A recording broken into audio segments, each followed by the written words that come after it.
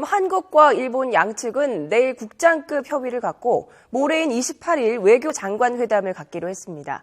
양국의 위안부 문제 해결 의지가 어느 때보다 높은 만큼 연내 타결 가능성도 점쳐지고 있는데요. 오늘 양기호 성공회대 일본학과 교수 모시고 자세한 이야기 나눠보겠습니다. 어서 오십시오. 네, 안녕하세요. 네, 그제 저녁 일본 아베 총리가 기시다 외무상의 한국 방문을 지시했다는 소식이 전해졌어요. 또 어제 외교장관 회의 일정이 발표가 됐는데 뭔가 양국이 급박하게 돌아가는 상황인데 이게 위안부 문제 해결의 의지가 그만큼 높다는 뜻을 의미하는 게 아닐까 싶은데 어떻게 보시나요? 네, 오랫동안 한 20년 넘게 끌어온 이 한일 위안부 문제가 상당히 이제 좀 터닝 포인트, 분기점에 온 것은 분명합니다. 네. 사실은 이제 한국 측에서 이 문제에 대해서 일본 측이 결자 해지 입장에서 이 문제를 조속히 처리를 해달라, 해법을 모색해달라 이렇게 이야기를 했었는데 그동안에 굉장히 소극적이었거든요. 이번에는 직접 지금 아베 수상이 나서가지고 방한하도록 지시를 내리고 일종의 특사 자격으로 와가지고 한일 간의 지금 외교장관 회담을 열게 됐거든요. 네. 더구나 이제 그동안의 국장급 협의라는 것은 여러 가지 다양한 의제, 그러니까 예를 들어 말하자면 한일 간 안보 협력이라든지 일본 수산물 규제라든지 이런 다양한 의제 가운데 하나로 위안부 문제를 다뤘었는데 네. 이번에는 이제 아베 수상의 일종의 특사 형식으로 외교장관이 와가지고 이 문제에만 완전히 집중해가지고 한일 외교장관이 일종의 담판에 가까울 정도로 지금 협상을 하려는 그런 과정이 있기 때문에 네. 그동안 이제 오랫동안 이렇게 누적되었던 어떤 그 한일 간의 협상의 하나의 결과가 한일 수교 50주년을 맞아가지고 하나의 이제 터닝 포인트, 전환점에 와 있을 정도로 굉장히 중요한 회담인 것은 분명합니다. 네. 네. 하지만 또 낙관을 경계해야 된다는 견해도 있더라고요. 이 한일 외교가 분위기는 현재 어떻습니까? 역시 이제 낙관하기는 어려울 것 같습니다. 이제 왜냐하면 일본 측과 한국 측의 이제 기본 입장이 전혀 바뀌지 않고 있거든요. 그러니까 이제 한국 측은 이건 1965년에 한일 청구권 협정에도 불구하고 당시에 전혀 다루어지지 않았던 문제다. 위안부 문제는. 그리고 이제 일본이 말하자면 식민 통치 기간의 강점기에 했던 반인도적인 불법 행위이기 때문에 일본 정부가 법적 책임을 반드시 인정해야 된다는 것이 지금까지 전혀 바뀌지 않는 일관된 한국 정부의 입장입니다. 네. 근데 여기에 비해서 일본 정부는 일단 청구권 협정으로 모든 것이 다 보상이 끝났다. 개인 보상은 더 이상 없다. 그리고 말하자면 이 위안부 문제에 대해서 일본은 할 만큼 했다라는 것이 일본의 입장이고 강제 연행조차도 사실 이제 아베 내각은 부인을 했거든요. 근데 그렇기 때문에 이 법적 책임 인정 또는 강제 연행 여부 인정 이 두 개에 대한 한일 간의 입장차가 너무나 벌어져 있어가지고 네. 과연 외교장관 회담을 한다 할지라도 이것은 어느 정도 양자 간의 입장을 절충할 수 있을지 아니면 어느 중간 지점에서 타협안을 찾아낼 수 있을지 네. 이것은 상당히 지금 낙관하기 어려운 그런 상태입니다. 일본이 우리가 좀 받아들일 수 있는 안을 갖고 와야 할 텐데 어떤 안을 가지고 올까요? 지금 이제 지금까지 나온 그 유력한 안이 사사의 안이었거든요.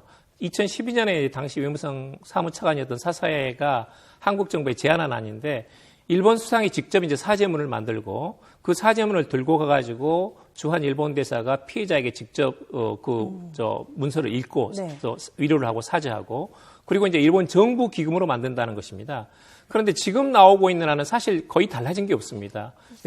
지금 유일하게 이제 달라진 건 뭐냐면 그 편지 속에서 지금 일본 언론이 이야기한 바로는 도덕적인 책임이라는 문구를 넣을 가능성도 있다는 것하고 또 하나는 이제 아시아 여성 기금이 일단 실패를 했는데 네. 그것을 완전하게 위로금 형태가 아니라 민간 모금이 아니고 일본 정부가 전액을 예산을 내 가지고 우리 돈으로 하면 10억 원 정도 이상의 기금을 만들어 가지고 개인 보상을 한다라는 점이 약간 달라진 정도입니다. 네. 그것도 이제 지금 언론에서 나오는 이야기이기 때문에 과연 이 제안을 일본 측에서 갖고 왔는지 그렇지 않은지는 아직은 알 수 없고 네. 그걸 한국 정부에서 어떻게 수용할지에 대해서는 굉장히 어려운 문제입니다. 왜냐하면 이제 정부가 수용한다고 되는 게 아니라 기금이라는 것은 일본 정부가 아무리 만들더라도 피해자가 받지 않겠다고 하면 이건 기금의 어떤 그 취지가 퇴색해버리는 거거든요. 네. 그런 점에서는 굉장히 이건 정말 그야말로 칼날 위에서 네. 아주 미묘한 그런 아주 힘든 그런 협상을 벌일 수밖에 없는 그게 이제 내일 국장급 협의가 있고 네. 그리고 이제 모레 월요일 날 장관회담에서 네. 여러 가지 그런 힘든 과정이 있을 거라고 추측됩니다. 네. 이 국장급 협의가 내일 또 장관회담이 모레로 일정이 아주 촉박한데요.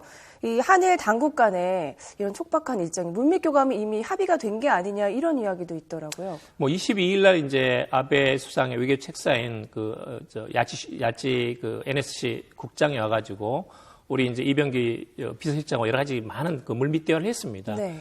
이 문제에 대해서는 가장 책임 있는, 말하자면 가장 그 관심이 많은 또는 그 중간 역할을 할 수 있는 분들이기 때문에 많은 어떤 그런 물밑 교섭이 있었을 거라고 봅니다만은 적어도 한국 측에서 가지고 있는 기본 입장하고 일본 측에서 가지고 있는 기본 입장의 어떤 그 접점을 찾아낼 수 있는 부분이 있어야 되는데 그 부분에 대해서는 일단 물밑 교섭하고 과연 그 해결안 또는 해법을 모색할 수 있는가에 대해서는 그건 별개의 문제입니다. 물밑 교섭이 있다고 해서 이 문제를 서로 좁힐 수 있는 것은 아니거든요. 합의가 반드시 이루어진 건 이루어진 아닙니다. 그렇기 네. 때문에 그래서 이제 이 외교장관 회담에도 불구하고 접점을 찾아내기가 쉽지 않을 거다라는 그런 추측이 아무래도 그 많습니다. 우세합니다. 네, 지켜봐야겠습니다. 네네. 네. 국장급 협의가 외교장관 회담 하루 앞서서 열리잖아요. 이건 또 어떤 의미가 있을까요? 사실 이제 2년 동안 11번이나 국장급 회가 있었거든요. 네. 그런데 거의 이제 어떤 진전 있는 어떤 그 해법을 도출하지는 못했습니다. 아까 말씀드린 바와 같이 다양한 뭐 수산물 규제라든지 네. 아니면 이제 한일 간의 뭐 다양한 협력 분야에 대해서 다양한 의제 가운데 하나가 위안부 해법이 있었거든요. 네. 그렇다 보니까 이제 어떤 그 말하자면 이 문제를 중점적으로 또는 집중적으로 논의할 수 있는 장이 형성되지 못했는데 아마도 내일은 적어도 위안부 해법에 집중해가지고 양자 간의 실무선에서 어떤 교통정리를 하고 나서 네. 그리고 나서 그 안을 토대로 해가지고 장관회담에서 조금 더 심도 있는 그런 어떤 논의가 있지 않을까 그런 좀 기대를 하고 싶습니다. 네. 또 일본이 자국 언론을 통해서 일본군 위안부 타결을 위한 협상 내용을 조금씩 흘리고 있다. 이런 소식도 전해지는데요. 어떤 내용이 있습니까? 예를 들면 이제 이런 겁니다. 그러니까 뭐 기금을 아까 말씀드린 것 같이 1억 엔 이상의 기금을 만들어 가지고 말하자면 일본 정부 예산으로만 기금을 만들어서 개인 보상을 한다든지 아니면 오히려 이제 끝나고 나서 이 문제를 최종적으로 타결하고 나서 박근혜 대통령이 처음으로 일본을 국빈 방문하시고 그래서 한일 정상 간에 이 문제가 완전히 해결됐다는 어떤 그 선언을 하는 뭐 이런 정도의 지금 이야기가 나오고 있습니다만은 네. 이건 조금 약간 너무 앞서가는 겁니다. 지금 전혀 이 서로 간의 접점을 찾아냈다는 어떤 흔적도 없고 그리고 이제 외교장관 회담뿐만 아니라 한일 국민이 또 수용해야 되고 그런 여러 가지 절차가 있고 과정이 있는데 그렇지 않고 이걸 그냥 이렇게 대충 얼버무려 가지고 나중에 대통령께서 일본 방문해 가지고 최종 해결하자라는 것은 어떤 면에서는 일본이 지금 명분 쌓기 하고 있다 또는 한국을 압박하고 있다. 이렇게 평가를 해도 사실 좀 과언이 아닐 정도로 네. 일본에서 지나치게 지금 앞서 나가고 있는 네. 어떤 면에서는 언론 플레이를 하고 있는 그런 측면이 없지 않아 있습니다. 사실 네. 이제 내실을 다져가지고 네. 구체적인 합의안을 만들고 일본 진전된 어떤 그런 환경을 만들어 나가야 되는데 그게 아니고 이제 한국을 압박하면서 어떻게든 저기에 타결하라라는 식의 이렇게 압박하는 것은 그건 좀 저는 적절하지 않다라는 네. 생각이 듭니다. 원래는 아베 정권이 위안부 문제에 있어서 굉장히 소극적이었잖아요. 이렇게 적극적으로 바뀐 이유가 있을 것 같은데 그런 이유 때문이기도 할 것 같네요. 네, 맞습니다. 이제 하나는 최근에 지금 사법부에서 2개의 판결이 있었는데요. 갓도다스야 산케시문 전 서울지국장에 대한 무죄 판결이 있었습니다. 근데 그것은 상당히 일본 측으로서는 상당히 긍정적으로 아주 호의적으로 받아들였거든요. 네. 그 다음에 이제 1965년에 한일 청구권 협정에 대한 헌법재판소의 결정이 있었습니다. 근데 그것도 이제 일본 측에서 해석하기로는 적어도 당시 협정이 지금도 유효하다라는 식으로 받아들이고 있기 때문에 그런 점에서는 일본 측에서 적어도 한국 측이 한일 관계를 개선하고 싶다는 의지가 분명히 드러났다. 분명히 확인이 됐다라는 식으로 인식을 했고 그런 점에서 이제 아베 수상이 직접 기시다 위상을 불러가지고 면담을 하면서 한국을 방한해서 내가 모든 책임을 질 테니까 이 위안부 문제에 대해서 타결하고 오도록 그렇게 지시를 내린 것으로 알고 있습니다.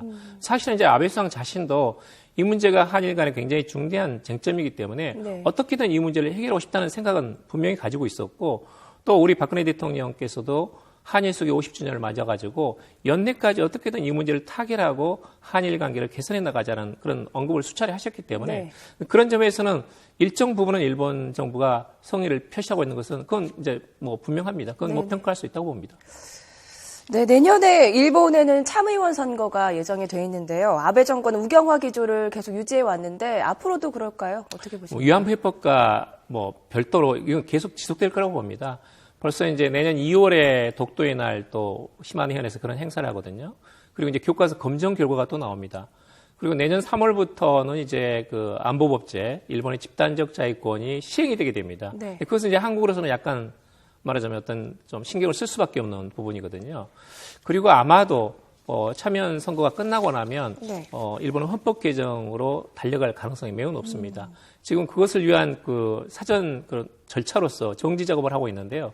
그게 뭐냐면 지금 자민당 내에다가 역사 재검증 위원회를 설치해 가지고 그걸 지금 작업을 서두르고 있거든요. 네. 그 내용은 뭐냐면 궁극적으로 도쿄 재판을 다시 이제 재평가하는 겁니다. 그러니까 도쿄 재판은 기본적으로 일본의 제국주의가 잘못된 것이고 그래서 A급 전범들을 처단한 것인데 그게 아니고 일본의 과거의 어떤 대동아 전쟁이라는 것이 다양한 측면이 있었다.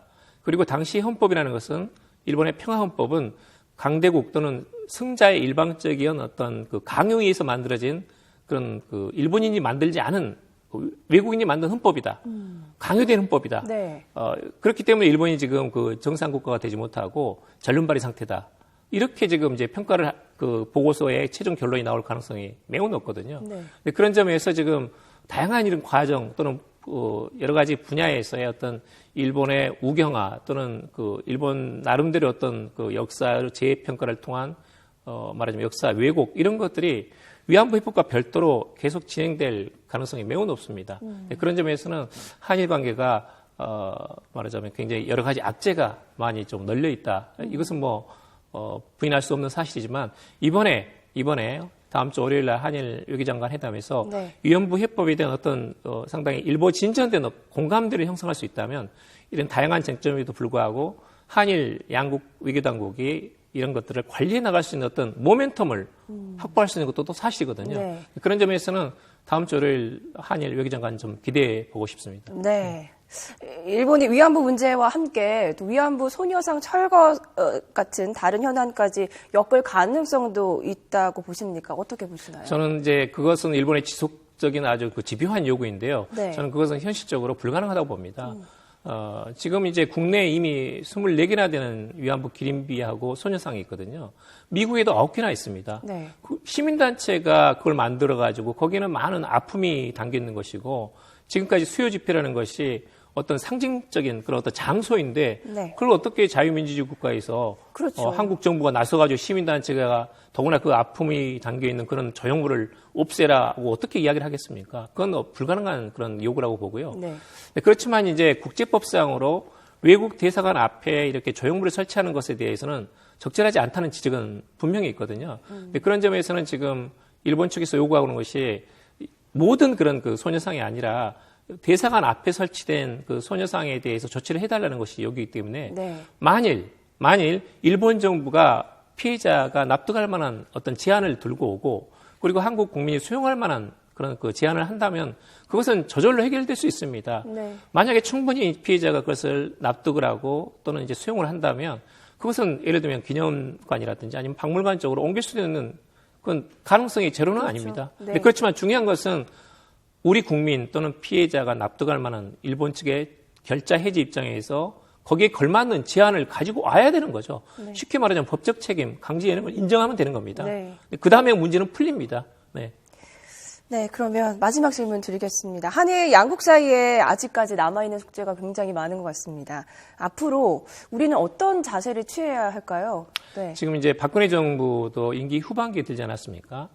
다행히도 이제 3년 반 만에 한일 정상회담이 열렸고 한일 정상회담 이후에 이제 한일 관계를 개선하자는 그런 그 흐름은 잡혔기 때문에 이번에 아무튼 월요일 날 한일 외교장관 회담에서 이 문제에 대한 충분한 공감대를 형성하고 일부 진전된 해법을 도출함으로써 네. 앞으로 한일 관계를 조금 더 말하자면 미래지향적인 관계로 구축할 수 있는 그런 그 모멘텀으로서 잘 만들어 나가는 것이 매우 필요하다라는 네. 좀 생각이 듭니다. 그런 점에서는 여러 가지 힘들지만 임병세 외교부 장관의 여러 가지 활약과 또는 여러 가지 한국 외교부의 네. 노력을 조금 기대하고 싶습니다. 네, 조금은 기대를 걸어봐도 괜찮겠다는 말씀 드렸습니다.